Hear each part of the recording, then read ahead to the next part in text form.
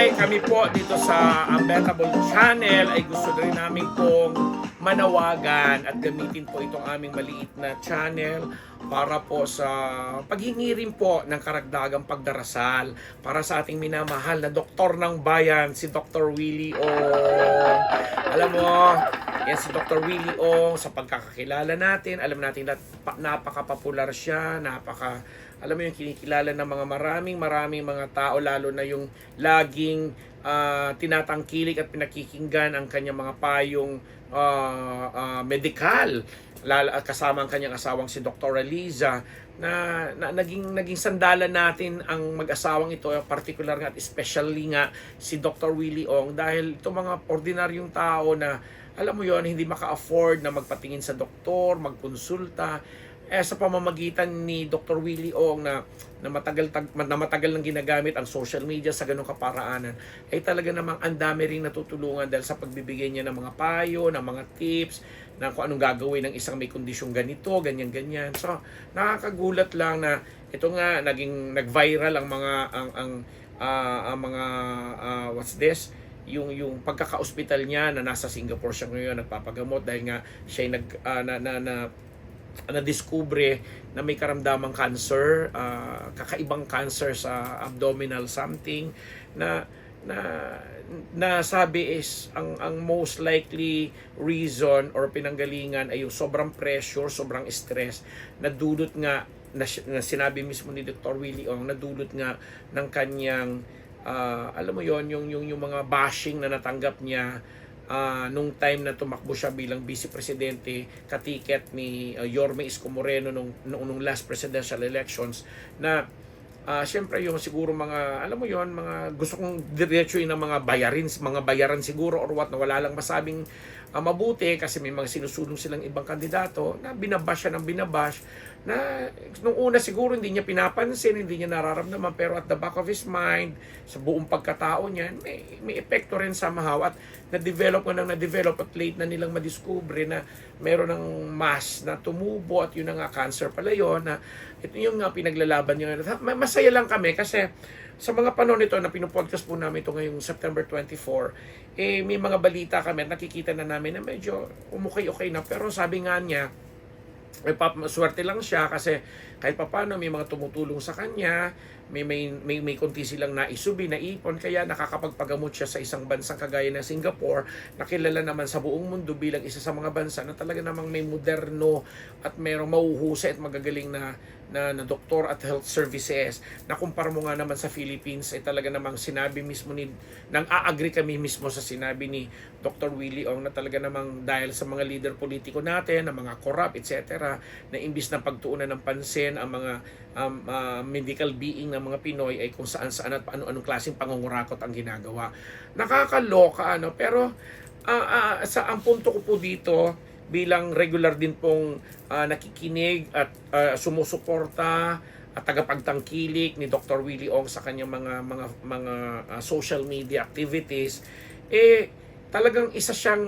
larawan ng isang doktor na alam mong tapat sa kanyang sinasabi, tapat sa kanyang pinag-aralan, at saka yung hindi siya maramot, kasi kahit noon pa, hindi pa siya tumatakbo bilang vice presidente,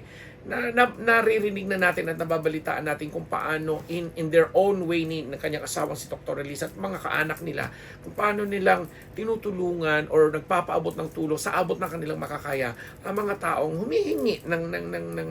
hindi lang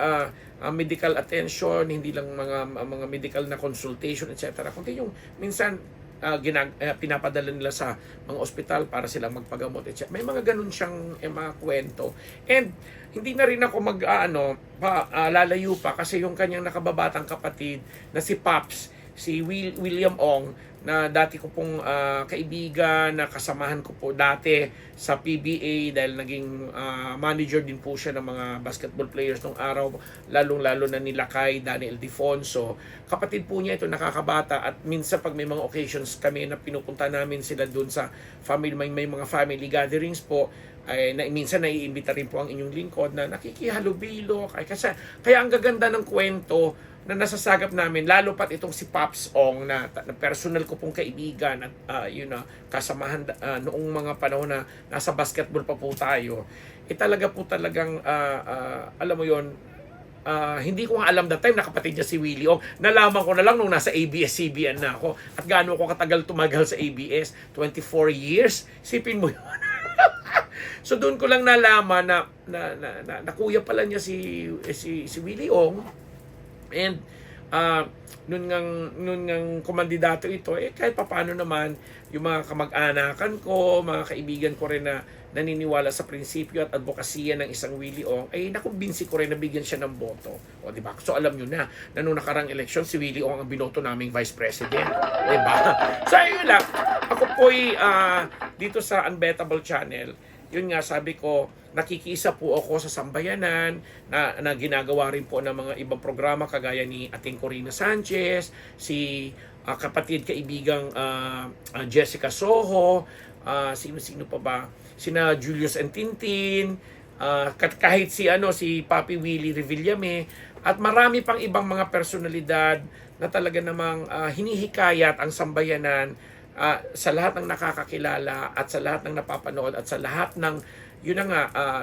naniniwala sa isang Willie Ong na dagdagan po natin ang ating pagdarasal para sa kanyang tuluyang paggaling at malagpasan niya ito kasi nga sabi kung dito nga daw sa Pilipinas siya inabutan ng pagpapagaling at hindi niya afford o hindi nila afford ang magpagaling sa mas may modernong mga teknolohiya at kung ano pa mang gamit na medikal o mga doktor, baka nga daw binibilang na lang niya ang kanyang araw o buwan para mabuhay sa mundong ito. But still, ako sa ngalan po ng Unbearable Channel at mga iba ko pa po mga kaibigan at mga supporters, o meron ako dito mga 20,000 plus na mga subscribers. Let's pray for ngayon lang po din ako humingi sa inyo ng pagdarasal kasi I'm sure naman lahat po tayo ay naniniwala somehow kahit papano ang mga payong medikal, ang mga tips na binibigay sa atin ng isang Willie Ong ay nakatulong po sa atin at sa ikabubuti po natin lahat at mga pamilya po natin. And on that note, Brother Willie Ong, kapatid na Willie Ong, Dr. Liza, nandito lang din po kami para hindi man kami makatulong sa pinansyal na pamamaraan na ang kakayahan po namin, pero ito po nang iingganyo rin po kami dahil naniniwala po tayo na wala na sigurong hihigit pa sa pagdarasal, sa sama-samang pagdarasal para malampasan natin ang anumang pagsubok na ibinibigay sa atin dahil po pag nagkakaisa tayong lahat, walang imposible. Ako po ang inyong lingkod, Papa Unbearable Ambet Nabus, nagpapasalamat po muli dito sa Unbettable Channel. Hello!